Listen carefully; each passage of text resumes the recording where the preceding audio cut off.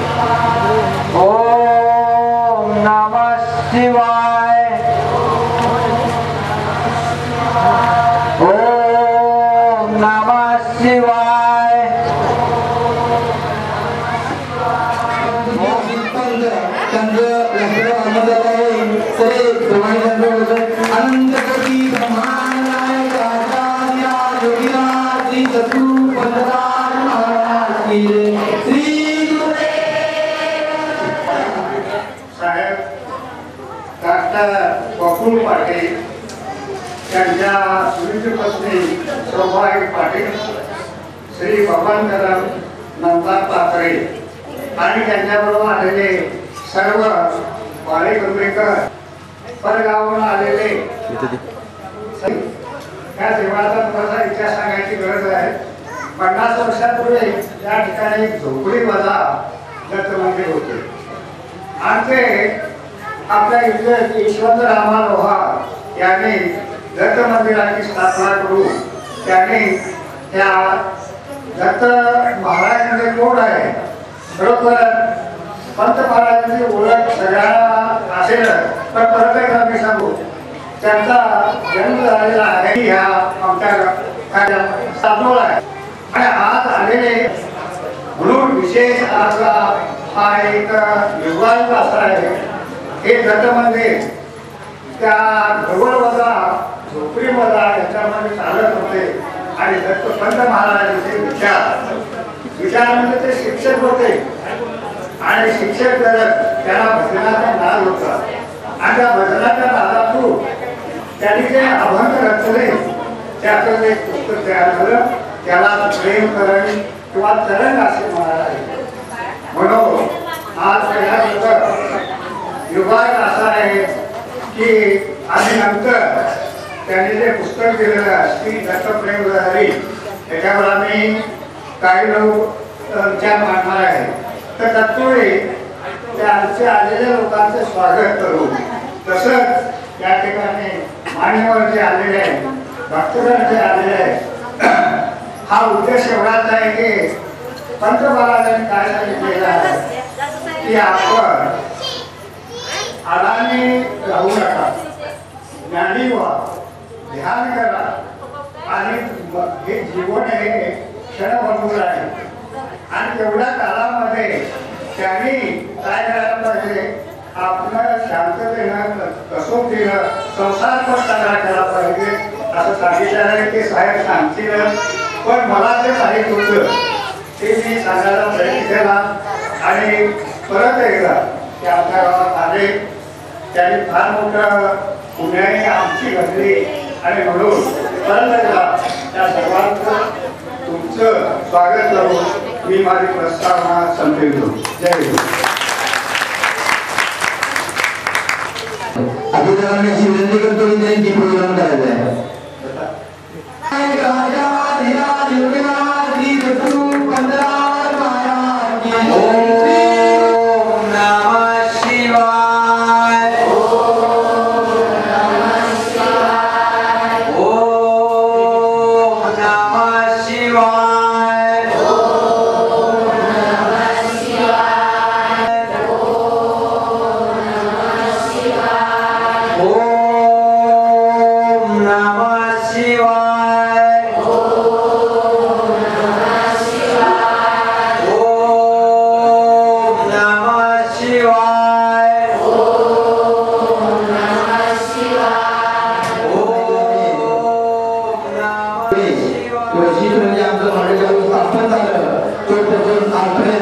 अध्यक्ष, उपाध्यक्ष आणि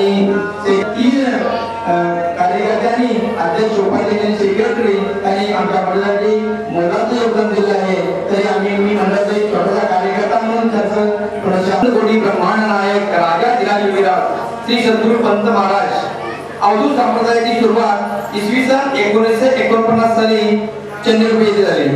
कैलासवासी यशवंत रामाभान यांनी प्रथमतः भजनी मंडळ स्थापन करून त्या कार्याची सुरुवात केली आणि त्यानंतर परमपूज्य स्वर्गीय बाबुराव पंत वायुंद्रकर वकील यांच्या हस्ते मंदिरामध्ये छोटंसं मंदिर होऊन त्याच्यामध्ये पादुका स्थापना झाली आणि त्यांनी आखून दिलेल्या मार्गदर्शनाच्या नियमाप्रमाणे त्या नियमाचे कसोटीने पालन करून आमच्या भजनी मंडळाने आजपर्यंत जे कार्य केले आहे ते कार्य, त्याचं कौतुक आणि स्फूर्ती मार्गदर्शित पंतांचे आता जे कार्य सुरू आहे, अभिदादा जे आता कार्य चालू केलं आहे की आपल्या संप्रदायामध्ये वाङ्मय जे आहे त्या वाङ्मयाचा प्रसार असा फार मोठा झालेला नाही.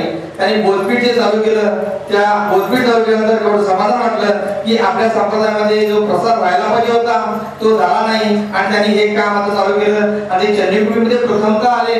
त्याचा आम्हाला फार म्हणजे अभिमान वाटतोय की आमच्या गावी त्यांनी पुन्हा एकदा आमच्या गावाला 3 वेळा म्हणजे पंतांची जन्मदिवस झाले. बाबुराव पंत, अरुणदादा आणि आता अभिदादांनी त्यांनी भाग्यवान साकार येऊन गेले.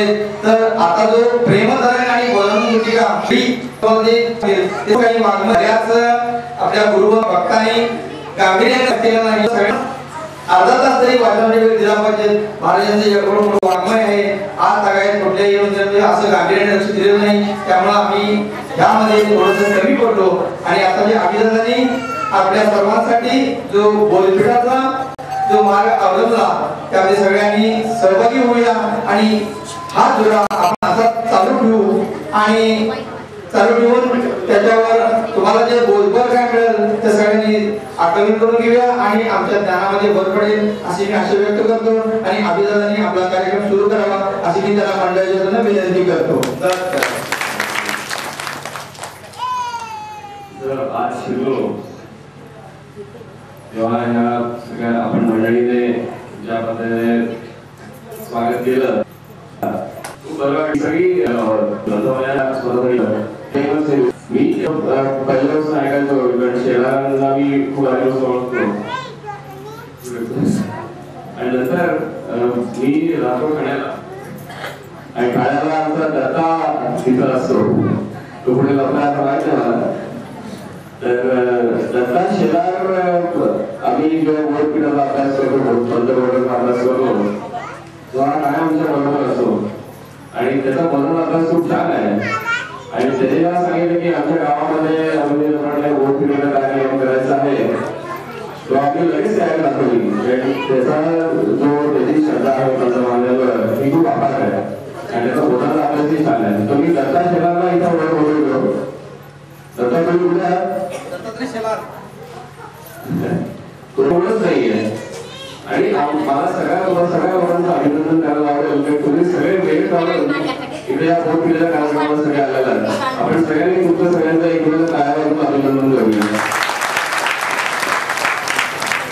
आपण बरीचशी मंडळी पायपीला नेहमी जाता सगळ्या पायपीला तुम्ही नेहमी वर्षभरात एकदा तरी लागला होता. पायपीला उत्सव लागला होता दरवर्षी जाता.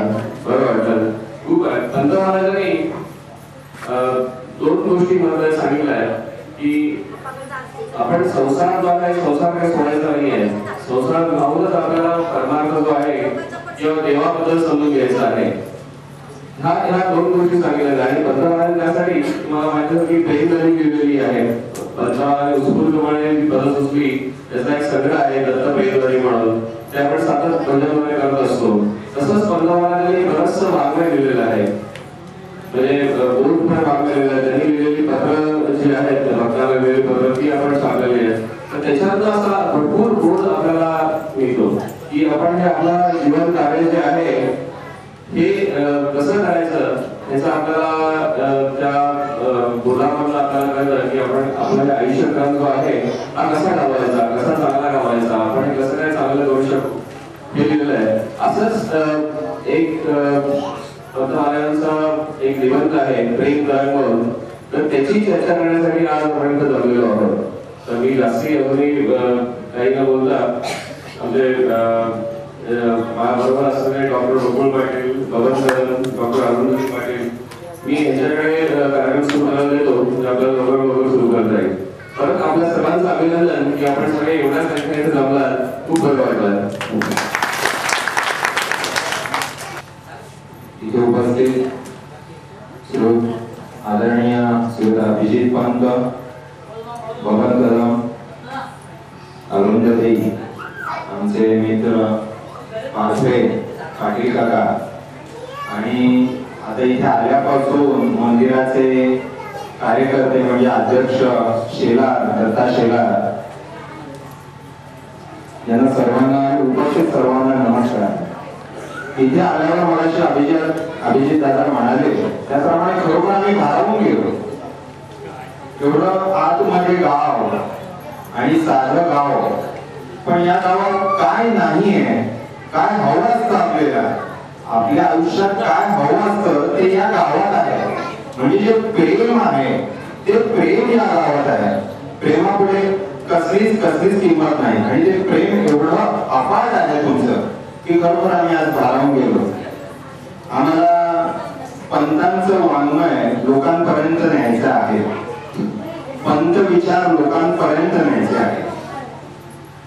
आज मगाशी सुद्धा भाऊ म्हणाले की पंतप्रधानाचा प्रचार आणि प्रसार जास्त झालेला नाही. पंतांना जे अपेक्षित होतं सर्वसामान्य माणसांकडून ते त्यांनी या प्रेम तरंगामध्ये सांगितलेलं आहे की माणूस जन्माला आला त्याने काय करायला पाहिजे, काय केलं म्हणजे त्याला परमार्थातलं टोक गाठता येईल, परमेश्वराची प्राप्ती कशी